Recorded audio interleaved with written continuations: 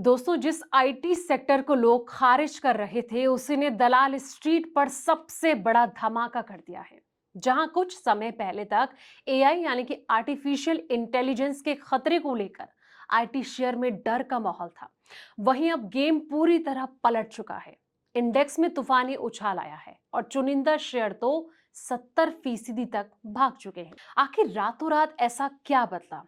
AI के खौफ के बीच किन तीन बड़े फैक्टर्स ने भारतीय आईटी कंपनियों में नई जान फूंक दी है? आइए डिकोड करते हैं इस रिपोर्ट में। नमस्कार, मैं हूं आपके साथ संध्या बिष्ट और आप देख रहे हैं द इकोनॉमिक टाइम्स हिंदी। पिछले 18 सालों में पहली छमाही में सबसे खराब प्रदर्शन करने के बाद जुलाई में निफ्टी आईटी इंडेक्स ने जबरदस्त वापसी की है दोस्तों, और ये इंडेक्स लगभग 19% बढ़ा और इसने पिछले 6 साल में अपनी सबसे बड़ी मंथली बढ़त दर्ज की है। क्योंकि निवेशकों ने भीड़ भाड़ वाले एआई ट्रेंड से हटकर अपेक्षाकृत सस्ते टेक्नोलॉजी शेयर का रुख किया है।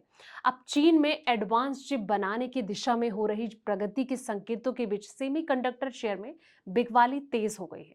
इससे एआई पर होने वाले खर्च में तेजी के बने रहने को लेकर चिंताएं बढ़ गई हैं और ग्लोबल इन्वेस्टर सॉफ्टवेयर और आईटी सर्विस कंपनियों की ओर मुड़ने लगे हैं। आईटी इंडेक्स में 21% की रिकवरी हुई है दोस्तों। जी हाँ, निफ्टी आईटी इंडेक्स जो है 1 जुलाई 2026 को 25,699 के 52 वीक के निचले स्तर पर आ गया था, लेकिन बाद में उस स्तर से 21% से ज्यादा की रिकवरी हुई।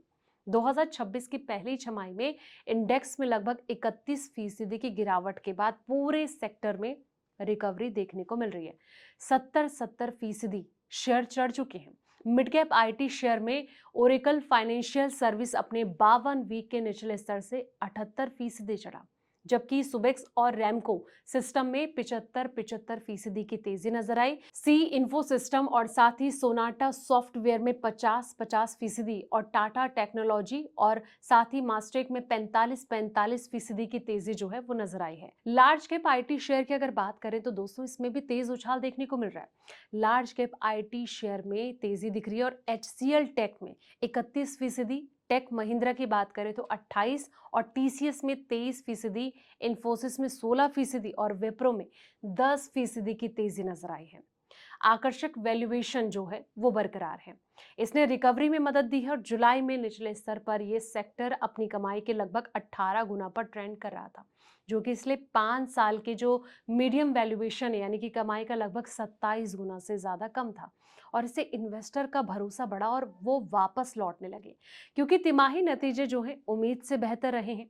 अब आईटी शेयर में ये तेजी आई तो आई कैसे? ग्लोबल इन्वेस्टर के सेमीकंडक्टर शेयर से निकलने के कारण जो है तेजी और ज्यादा बढ़ गई।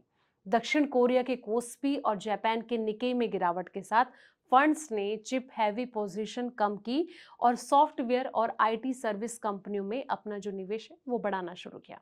जुलाई में एक्सचेंज और साथ ही कॉन्जेंट लगभग 20% की बढ़ोतरी इसमें नजर आई और इन्वेस्टर भारतीय आईटी कंपनियों को एआई के कारण होने वाले नुकसान के शिखर के बजाय एआई अपनाने से फायदा उठाने वाली कंपनियों के तौर पर देखने लगे थे। साथ ही जेफरीन द्वारा इस सेक्टर की रेटिंग को अंडरवेट से बढ़ाकर न्यूट्रल करने से भी तेजी को और ज्यादा बढ़ावा मिला है दोस्तों। अब जानते हैं कि तेजी के पीछे के वो तीन बड़े फैक्टर कौन से हैं। मार्केट एक्सपर्ट ने इस तेजी के पीछे तीन प्रमुख वजह बताई है। पहली वजह, यूएस से उम्मीद से कमजोर जॉब्स डेटा और पहले के पेरोल नंबर में कटौती के बाद मैक्रो माहौल में सुधार हुआ। इससे फेडरल रिजर्व द्वारा ब्याज दरें बढ़ाने की उम्मीदें टल गई, जिससे कि उभरते बाजार में निवेश और यूएस में क्लाइंट्स के खर्च दोनों के ही बढ़ावा मिला। दूसरी वजह है जेफरीन के द्वारा इंडियन आईटी सेक्टर की रेटिंग को अंडरवेट से बढ़ाकर न्यूट्रल करने और इन्फोसिस को अपने इंडिया मॉडल पोर्टफोलियो में शामिल करने के बाद सेंटीमेंट में सुधार हुआ है। तो ये कहीं ना कहीं वो फैक्टर्स हैं जिसने कि आईटी सेक्टर को बूम कर दिया है। क्या आपके पोर्टफोलियो में भी आईटी स्टॉक है?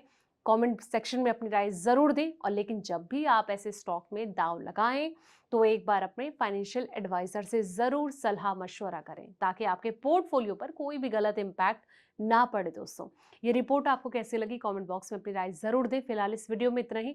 ऐसे पल पल के अपडेट्स के लिए आप देखते रहें द इकोनॉमिक टाइम्स हिंदी।